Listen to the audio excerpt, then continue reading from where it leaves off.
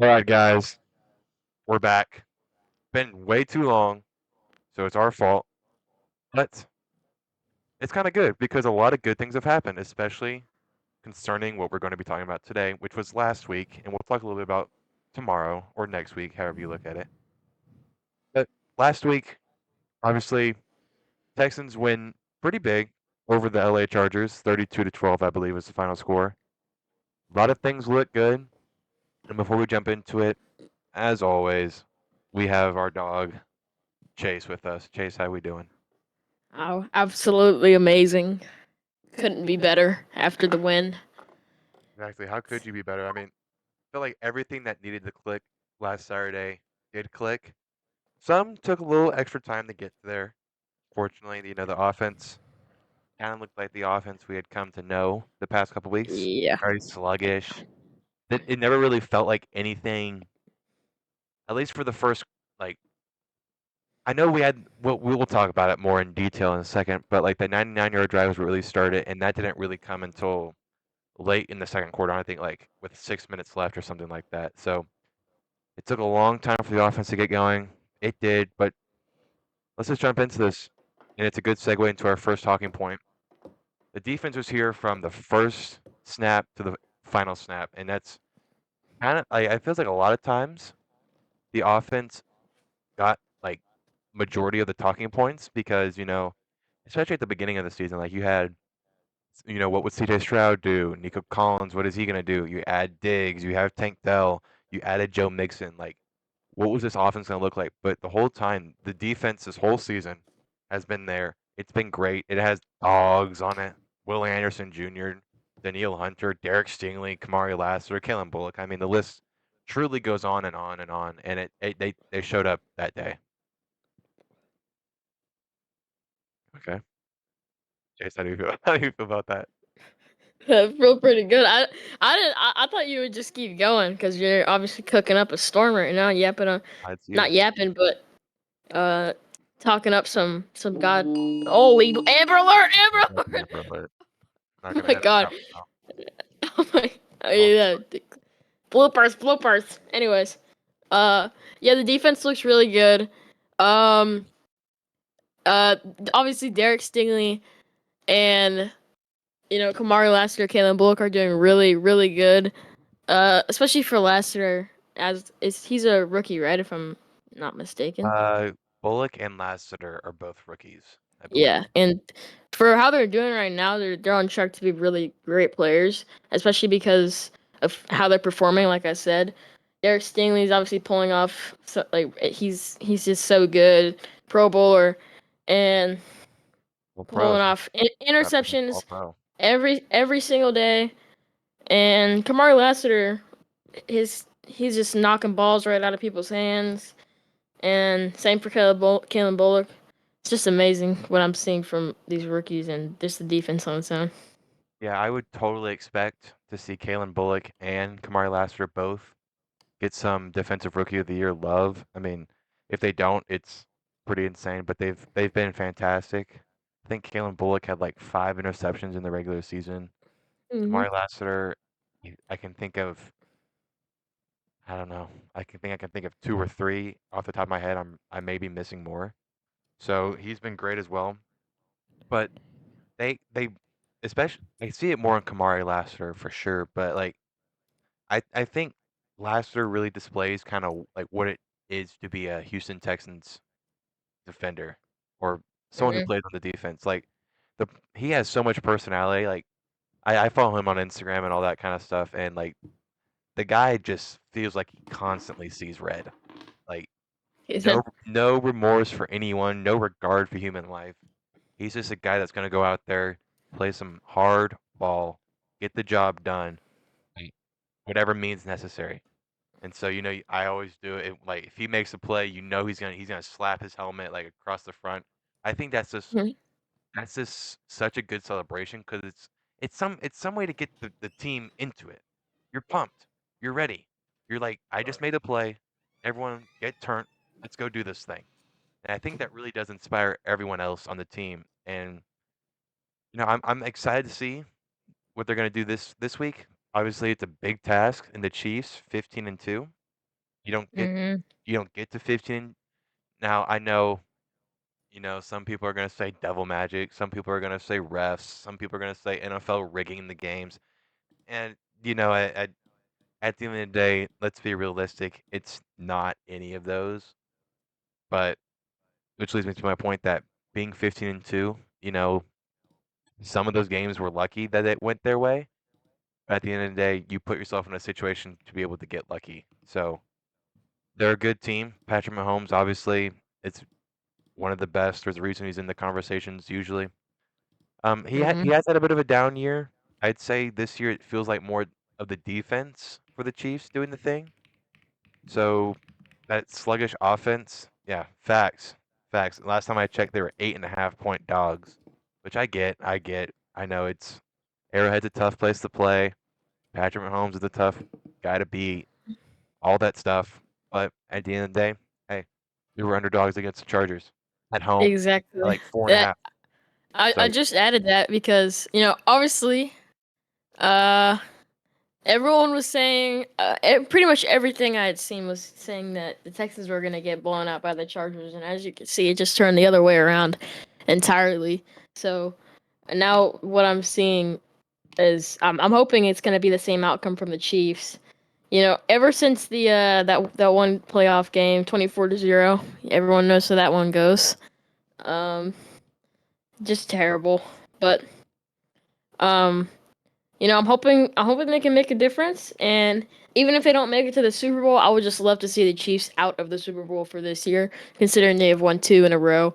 Uh, Yeah, and yeah, it just be something I yeah. would love to see. They've had their spotlight. They're done. Move out of the way. Yeah. Let someone else take a turn. But Mhm. I'm excited. I think I also always hear the stat. Like the Chiefs were the only team, or like one of the two or three only teams that didn't score something like 30 or more points in a single game, something like that. And I always see I'm like, yeah, like okay, the offense isn't good, but in the same breath, if you haven't scored a 30-point game all year and you're 15-2, that's such a huge testament to your defense and how good the defense is. Because if you're not scoring 30, that means your defense is holding the other team under 30. And if they're holding Mhm. them under 30, I'm willing to bet they're holding them under like another 10 or so.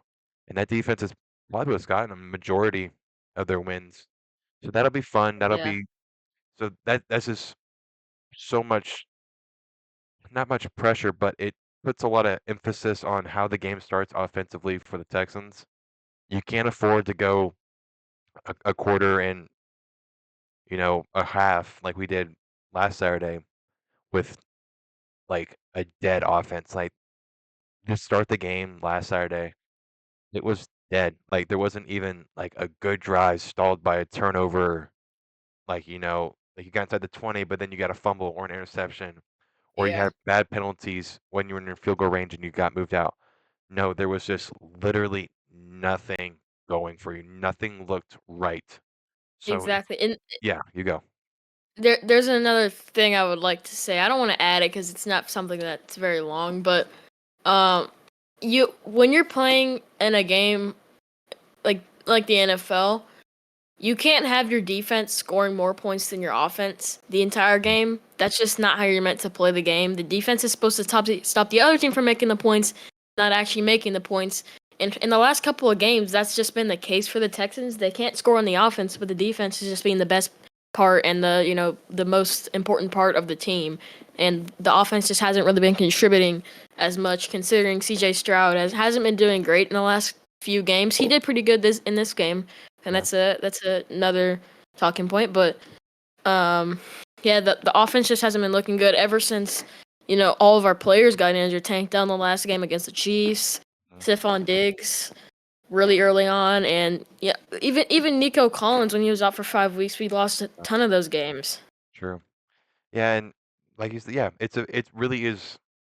It's such a big part. You look at like CJ didn't have a bad year by any means. Did he have a better year than last year? No, but I mean, it's kind of that sophomore slump that it didn't hit him like ridiculously hard. We're like, oh my god, like this is the worst. But it was certainly there at times, even when you had all the guys going, there were certainly some throws and some games you're like, that didn't really feel right. And like you said, the Yeah. injuries, it's a big part of it. Wide receiver too, that was so hyped to be here, Stephon Diggs, ACL, he's done. I hope he resigns. Tank Dell Yeah. kind of assumed that wide receiver two role after he was gone, and then had the devastating injury in Kansas City. So, Yeah. which brings us right to our next talking point. The next guy up would be John Mechie. And John Mechie almost, luckily the defense stepped up, thanks defense, but almost made things real ugly to start the game last week when the first play of our offensive game was a fumble from him. You just kind of sit there and you go, "Oh my god!" Like this is because you can't throw it to Nico Collins every time. I love the Yeah. guy; he's one of the best. But you just at some point they're gonna double team the guy and they're gonna force you to throw it to someone else, whether it's Yeah, and Robert that Woods or John Mechie. Like you're gonna have to find someone else who can catch a ball. exactly. That's what happens every single game. And when you don't have complying receivers that can catch the ball as great as the other people who got injured, it's just going to be a lot more difficult to make great plays, especially when you're trying to make drives against really good teams like the Chiefs, for example. And after that injury, the game just couldn't go on. It was just a loss ever since then. Yeah, and I'm not even looking for a flashy play every time. You know, if we can score an 80-yard touchdown every time, I'll take it. But I just need guys to do their job. I need Yeah, like if it's John Mechie running the slant, I need John Mechie to run the best slants he's got, and I need him exactly. We to can't. use the hands he's got. I need it to look like it's an offense that can move and score the ball. Is that like we can't have you getting to first down 70% of the time on third down. That's just not something you need to do. We need to get more easy check downs to get up the field instead of trying to do these really stupid run plays and screen passes and stuff like that. Just get the ball going. Yeah. And that's another thing. Like Bobby Slowick, he hasn't been doing as bad as he Mm. was in the last games that he had done absolutely terrible in. Yeah. But he's still I still think we need to get rid of him. No hate against him, but I mean he just hasn't been making the best calls. Yeah, I think it has. I think that's been part of the problem. On top of the injuries, and top of the sophomore slump, I think he is fair to throw some blame on. Maybe not the entirety of the blame, but I think it's like you said, he's certainly in that conversation to be, kind of pointed at. But fun fact I saw today, he did get a head coaching interview with the New York Jets. So I don't Please know go to how it the went. Jets, Slowick. I do not know how it went. Obviously, we'll know in some time, but my point in saying that is saying that he's getting looks from other teams for other positions. So if he's not with us next year, you can probably look from somewhere else around the league doing something similar. So Yeah. that'll be a big part. And then the other big part of the offense is the O line. That's the other thing that's been hurting CJ a lot. Oh boy. CJ's been sacked. I don't know the exact number, but I'm willing to bet it's up there on the list of all the quarterbacks in the league and the amount of times he's been sacked. And I get sacks are a part of the game. No QB is going to have 0 sacks if they're getting like a good amount of quality starting time. I get it. It happens. But it just feels like every play he's under pressure, every play he's running for his life, trying to find something to do with the ball. And Yeah.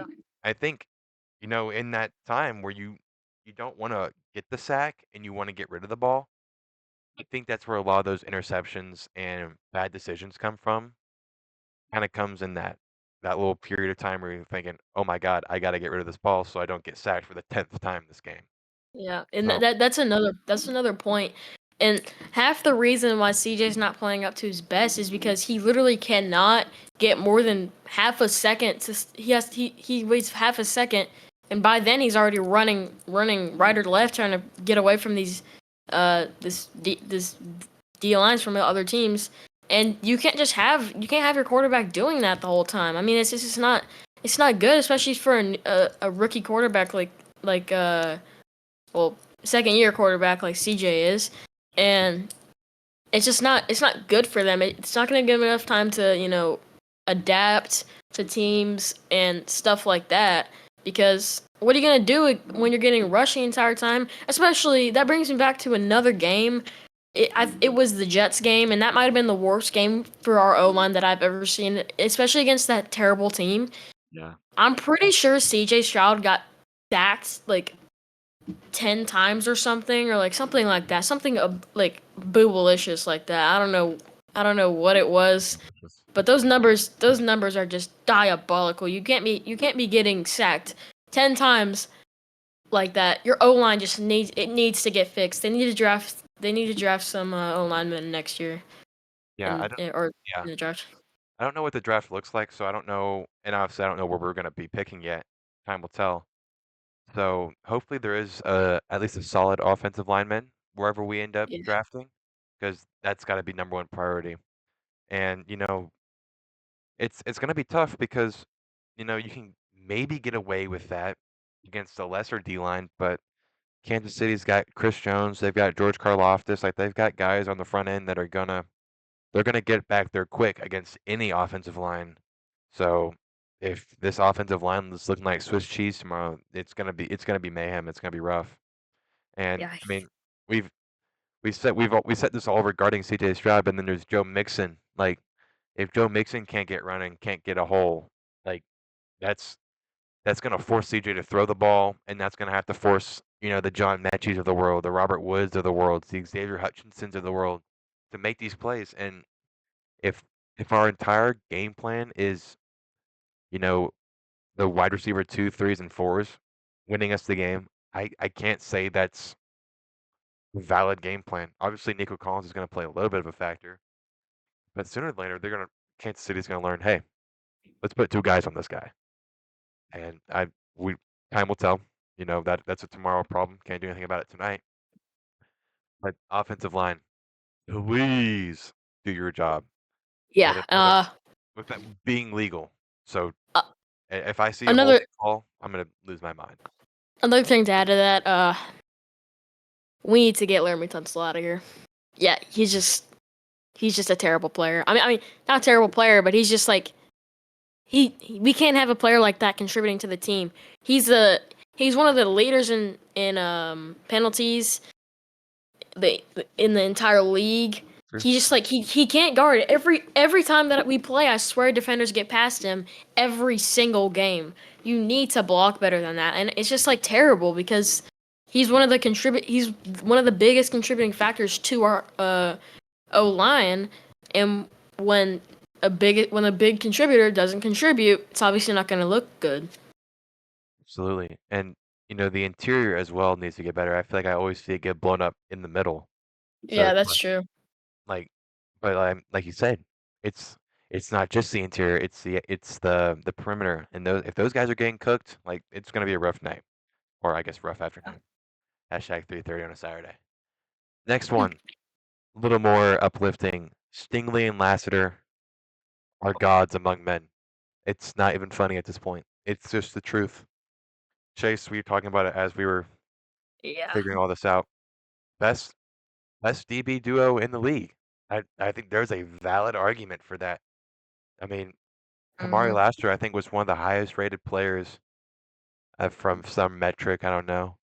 Like the entire wild card round, and that was amongst like offensive guys. So it was everyone in this defensive rookie DB is over here scoring like second best player the entire week. Like that's insane. And Yeah. like you add that plus all pro Derek Stingley, who's had a phenomenal year. Like that's like having two cornerstone cornerback ones on your team. Like you always say, oh, who's going to get the wide receiver one and the wide receiver two if they're both really good? Well, I got two cornerback ones that are going to match up on them. That's such a good place to Yeah. be, especially tomorrow with you have a speed demon and Xavier Worthy and I mean DeAndre Hopkins. He's gonna be there. That's gonna be insane. And Yeah. he may be older, but God, it still feels like he catches every single thing that's thrown to him. So having no Yeah, our two best guys on, hopefully, I think those would be their two best guys, is gonna be massive. I'm gonna love to see that. yeah. Uh, I was gonna say something about Stingley. Uh, I kind of got lost in your speech there. Very beautiful, by the way. Uh, I think Well, it was some. Just keep talking. I'll think about it. yeah, we'll let you. I'll just whenever you got it, just jump back in. But Yeah. and those are only two guys. They are the gods amongst men because they've done the most. But there's Kalen Bullock as well. Kalen Bullock, like I said, I think has 5 interceptions on the year as a rookie, and I believe one of them was a second rounder, and I think it might have been Kamari. I think Kalen Bullock was a third. I got it. Right. Uh, I was gonna say, there's two players in the league that are competing for defensive player in the year, and Oh, I think one of our players on our team, Derek pause. Stingley Jr., is in the conversation, and it's either gonna from what I've seen, it's gonna be Derek Stingley Jr. or Patrick Surtain. Those are my two picks, and obviously I'm rooting for the one that's on our team, which is Derek Stingley Jr. Yeah. And honestly, from the way he's been playing the last couple of games, I think he deserves it more than anyone else because he's just been playing like an absolute demon, like honestly just amazing. You can't see you honestly can't get better than this. Yeah. He's been on demon time, and like you said, uh, this past week he had 2 interceptions. One of them was maybe a little bit on the offense's fault because the guy tipped in, and I think Derek happened to be there, but had Mm, a really solid return to it. The next one, I saw a guy talking about on ESPN the other day. The route was kind of like a it was a post or yeah. like kind of like a go along the sidelines. Whatever the route was, he ended up deep along the sidelines, and Derek kind of hit him with like a break towards the middle of the field to like bluff the coverage, and then fall back and follow the guy after Herbert made the decision, which is why Derek bluffed him and was in position to get the interception. Which I don't know how many guys are doing that. How many guys can Yeah. say, "I'm gonna let my guy burn me, and in 2 seconds, I'm gonna catch up to him, and I'm gonna pick off this ball." Like, Mhm. who can you name in the league that is going to do that consistently? I can't. Exactly. And Derek Stingley is on our team. He's a Texan, and he's gonna get a massive bag whenever that time comes. Honestly, I give him, "What are you asking for?" and just take it. Blank check. Take what you want. I don't mind. Just Yeah, he's take my money. like I feel like Will Anderson. I know we have Daniil Hunter, but I feel like Will Anderson is the cornerstone of like the defensive front, and I Mhm. feel like Derek Stingley is that cornerstone of the defensive backs of the secondary. Mhm. Like I feel like those are the two guys that each of those position groups look to and say, "All right, what's the move? What's the move? Yeah. What are we gonna do?" And kind of the same thing on the defensive line. Like if the secondary has, Stingley and Lassiter, the defensive line has Hunter and Will Anderson, and I feel like that duo goes so unnoticed. A little bit of a rant here, but I think they had something along the lines of like the most sacks as a duo on the same team in the league, like pressures or something like that. Like I think Oh Daniil yeah. Hunter is just south of 30, maybe 30. And Will Anderson is what, 23? Like Mhm. these guys are like Daniil Hunter's not exactly, you know, spring chicken, but he's still got it. And Will Anderson Yeah. he's hitting his stride. He hit his stride last year as a rookie. So he's only Mhm. gonna be getting better. So I'm Yep. so And pumped to see that. there was another point. I was gonna say it for Derek Stingley, but I didn't want to interrupt you. But it was I saw like a performance check or whatever it is, and the two top players for lowest catching percentage, the number one and the number two, you can probably guess is Kamari Lassiter and Derek Stingley Jr.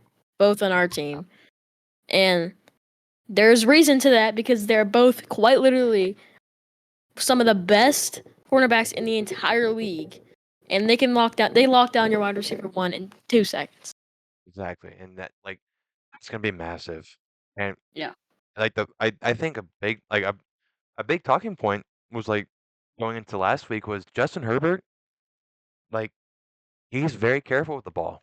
He doesn't throw interceptions.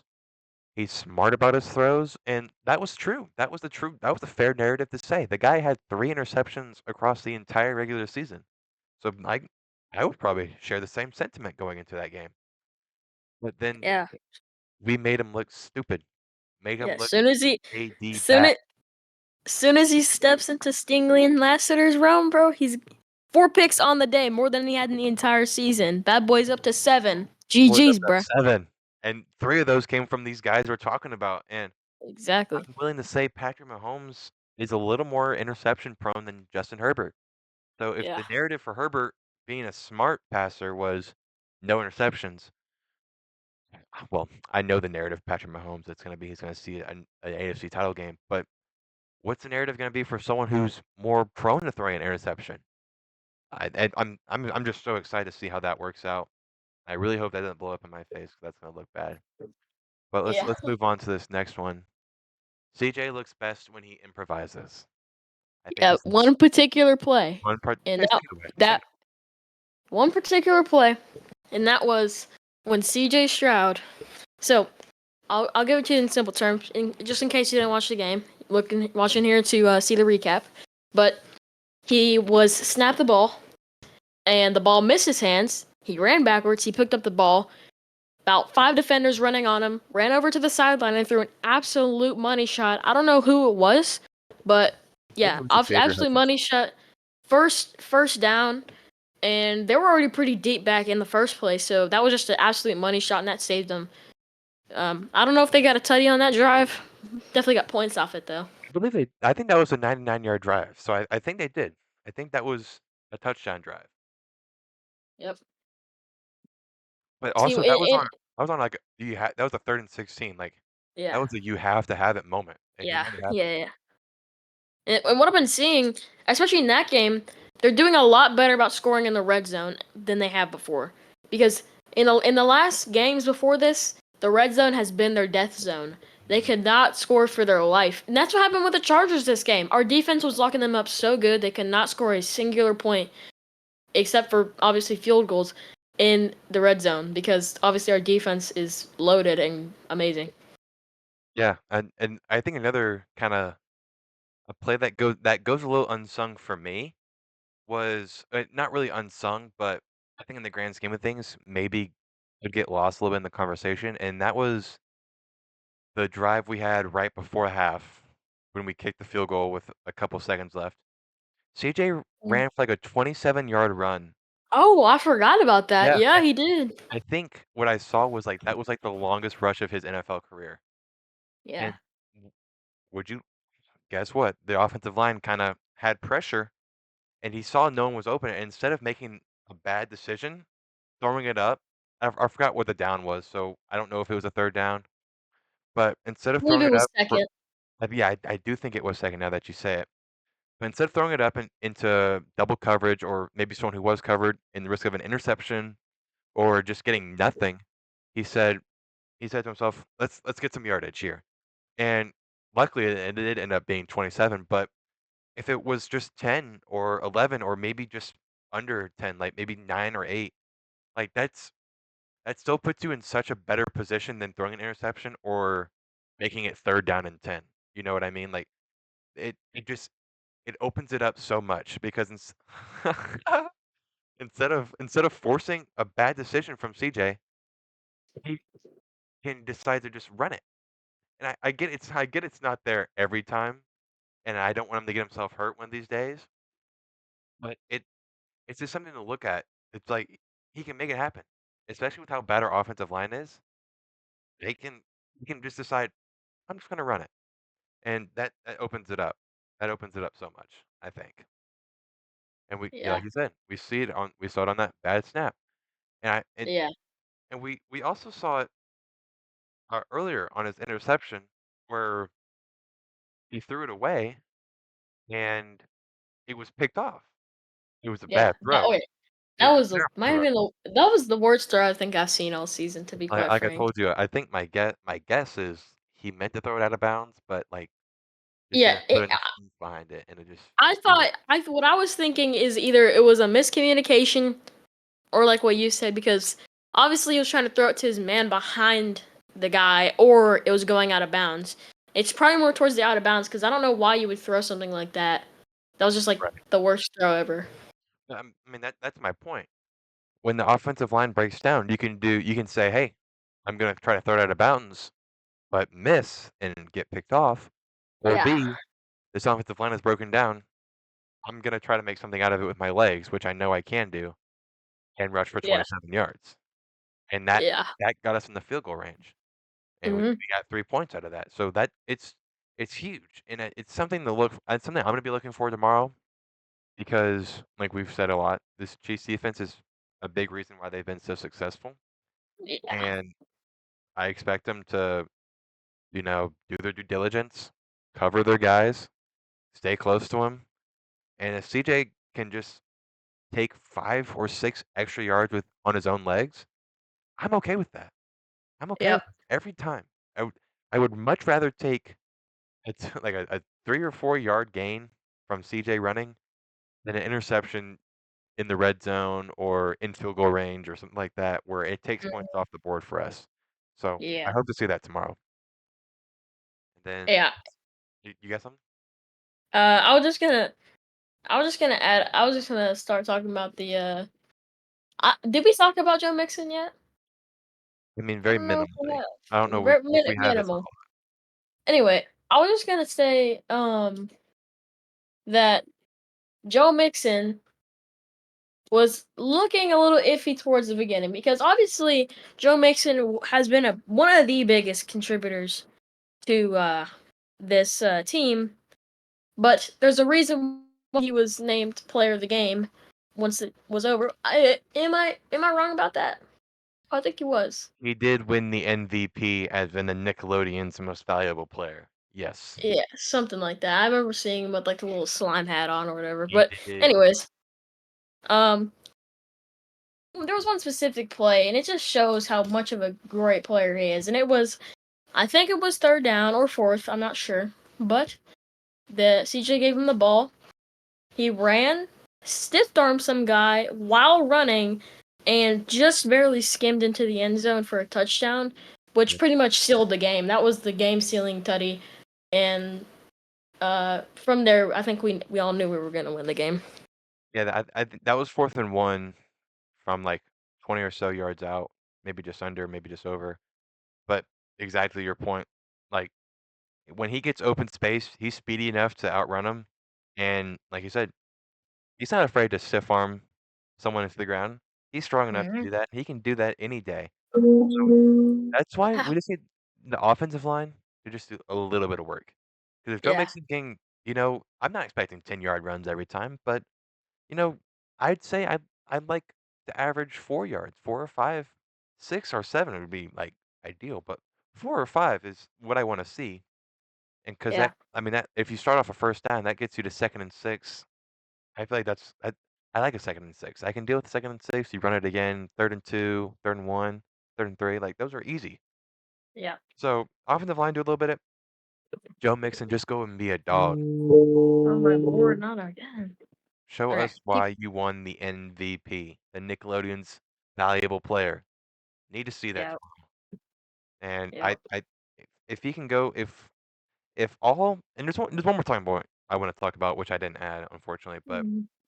that was like the final talking point before we get to the last one is like, oftentimes you'll hear, this was a team win. Like CJ Stroud Yep. might say, this was an all around team win. And you're always kind of like, yeah, I mean, I guess, but like, I can really say the offense did more than this than the defense did or whatever. Saturday was one of the first times I'm like, no, yes, this was a team win. E- Exactly. Every, every uh, part of the team scored. Offense, tutty. Defense, tutty. Special teams, blocked extra point for what? 2 points. So Like that everyone came to play. And Frank Ross, the special teams coordinator, the special teams coach, it kind of went a little bit viral of him yelling on the sidelines, running up and down the sidelines. Yeah, Yeah. hey, dog. Okay, that's the kind of energy I want to see tomorrow. That's the kind of energy Yeah. I want to pull up to Arrowhead with. See, Just pumped to be there, this pumped to get a win. this picture was This is picture. definitely not relevant because CJ. This is not how CJ Stroud truly played. He played like a true CJ player. Stroud on the right was what we saw. CJ Stroud on the left is Exactly. not what we saw.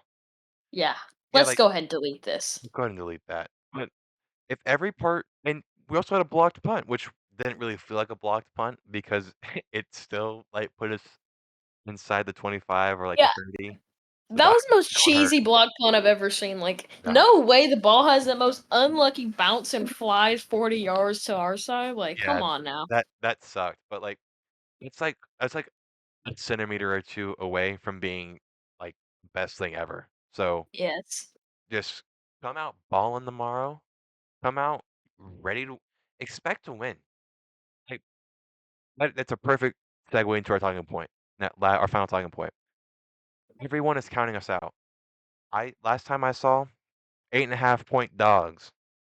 Mm-hmm. It's Patrick Mahomes. I get it. He's never lost in the divisional round. It's Arrowhead. I get it. It's gonna be colder. It's gonna be outside. No roof to protect us. No Houston heat to protect us. And CJ Stroud doesn't play great in the cold, a la New York Jets games. But Yeah. this is Rex Ryan, Rex Ryan. Talk about him. Mm, I mean, this bum, am I right? what a I bum. really I really just want to see his reaction because obviously he was yapping up a storm. Ah, it's a bye week. It's gonna be a bye week, and God. obviously blew out the Chargers easily enough. You know, Texans. I'm sorry, but you have no chance against the Chiefs next week. I would just love to see us beating the Chiefs next week and just how exactly he feels about being exactly wrong about both of his predictions. Because obviously, he's just stupid, and yeah. It's bulletin board material though. Like when they're in the locker room talking tomorrow, right before the game, that's the moment you say, "Hey, look at guys like Rex Ryan going on national media, ESPN, First Take, saying these guys don't got a chance." That's when you pull up your big boy pants and you say, "Let's go prove them wrong. Let's go prove the Yep. Stephen A. Smiths who gave us Mhm. quote zero chance to upset the Chiefs." Mhm. Bulletin board material. You say that, let me show you how we feel about that. And just come Exactly. out swinging. Don't let even if you're up 58-0 after the first quarter, keep the foot on the gas. All gas, no brakes. Let's go. I don't Yeah, wanna we see you can't letting up. we can't have what happened last time. Like I said before, the 24-0. Got too confident, let it go. Like, can't be doing that. You It it can't don't it's get too too rough. confident. That's what happened against the Lions, and that's Yeah. not what's gonna happen in this game. Okay, now let me ask you an opinion question as the Okay. last thing to talk about.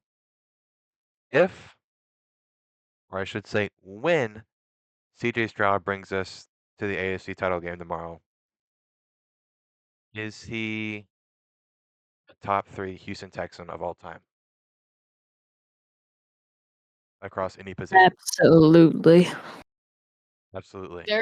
There has been, and to be completely honest with you, I think CJ Stroud is on track to be one of the top quarterbacks in the entire league.